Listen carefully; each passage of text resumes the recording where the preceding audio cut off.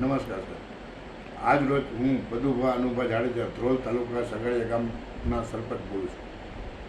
આજ રોજ મારી વ્યથા એ છે કે આજે ભાજપ સરકારની અંદર કોઈ પણ નાના માણસના કામ થતા નથી અને ખેડૂતના તો એક પણ કામ થતા નથી.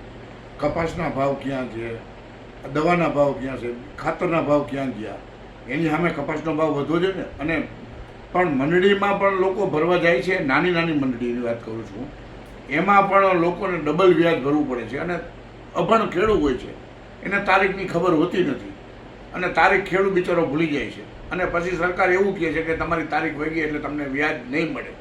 વ્યાજની માફી આજ ઘણા વર્ષોથી અમારી સરકાર કહે છે. હું આજે ભાજપમાં છું એટલે અમારી સરકાર બોલું છું અને હજી આજે ભાજપમાં છું. પણ મારી વેદના અને મારા ખેડૂતનું દુઃખ મને વાત કરાવે છે કે આ સરકારની અંદર તાનાશાહી છે. આ સરકાર કોઈને માનતી નથી, રોડ ઉપર બોલવા દેતી નથી, બોલે તો અંદર પૂરી દે છે. હવે આ સરકારથી અમને ત્રાસ થઈ ગયો છે અને અમે હવે આપમાં જવાની તૈયારી કરી છે. ઈસુદાનભાઈ અને આપણે ગોપાલભાઈ ઇટાલિયા જે છે એના ભેગા અમારે નો છૂટકે જવું પડે એવું અમારી વેદના છે. હવે આ સરકારને અમારી સામું જોવું જોઈએ. જય હિન્દ, જય ભારત.